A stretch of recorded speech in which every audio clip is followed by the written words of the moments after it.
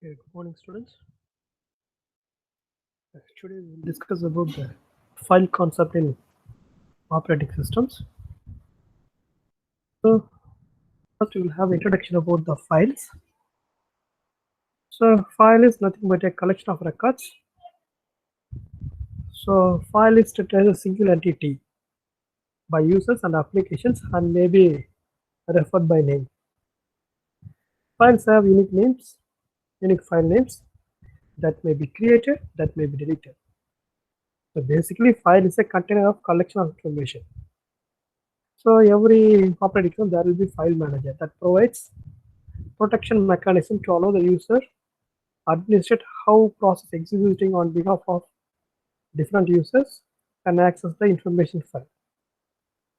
Okay, so file sometimes represents programs or data. Data files may be numeric, alphabets, binary, alphanumeric. Okay, can have certain different defined structure according to its type. File can be text file, source file, executable file, object file. So file is nothing but a collection of information.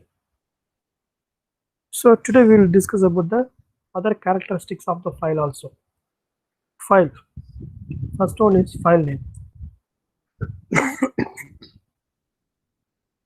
So file name in every operating system, all operating systems, file name has got two parts. First part is the name of the file. Second part is called extensions. For instance, here I given four examples. File.c. File is the name of the file. .c represents the type of the file. It is C is nothing but a C program file. And the second one, file.backup. BAK. That's nothing backup file which automatically created by the C program. And the file is the name of the file and the .gif. GIF is a graphic interchange format. This is an image file. File is a file.help. It's going to be help file for C programming. Likewise, the extension defines what type the file is going to be. The extension can be JPG, which is a JPEG file, and the MP3 music file, and we have PDF file.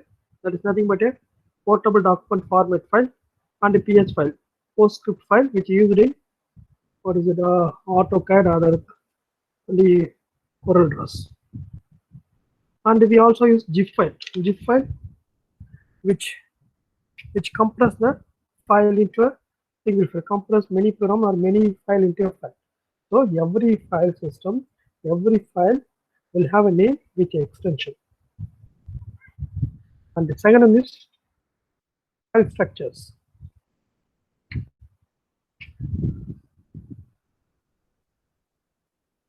So file, to access the file, the operating system has got well-defined structures.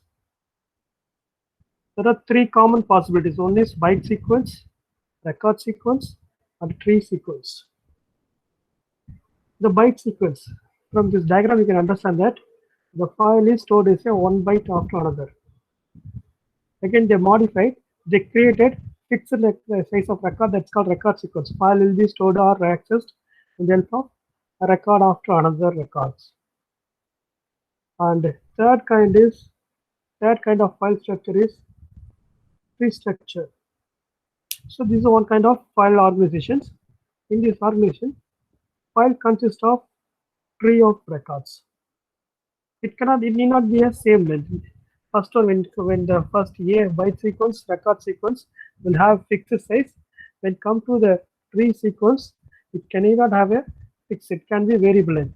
So ant is a file which refers to another three records. For example, cat, cow, dog, and the fox is a file considered in got in which we have n and the lamp and the lbs. Okay, in thing we have pony, rat, and warp. Likewise, it can have any number of records. The third important thing is file type. Yeah, file type and file access both are equally important. Now we'll discuss about the file types. Okay, regular files. There are three file types given. One is regular files, character special files, block special files. So regular files are the file that contains only user information.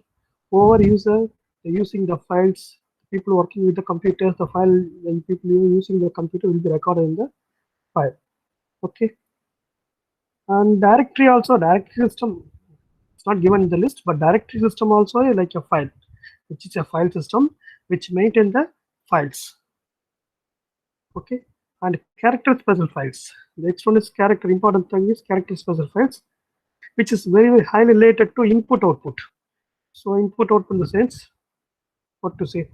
For example, we can send something to the printout, or we can read the character from the input screen or keyboards. That will be stored in the character special files. So that deals with the serial I/O devices such as terminals, printers, and networks. And next one is block special files, which is used to model a disk. So disk file, the disk where the disk file is stored and where the file is secured. So everything will be kept, will be called as a model of the disk is known as a block special files. So it will be either it's the ASCII files, it can be in the, what is it, binary files. Okay, so this is what the basic idea, but file will have headers, and of course every file will have a header, and we will have a object modules. In header there will be module name and date, the owner of the file, and protection mechanism and size.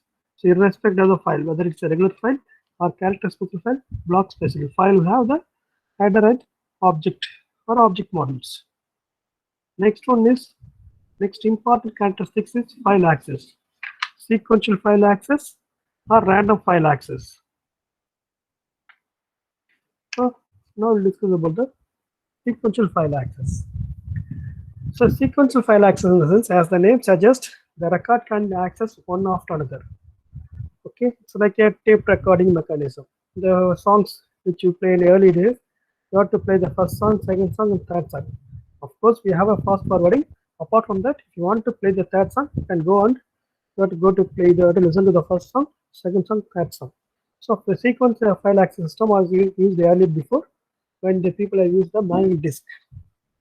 Now people are using only the disk format.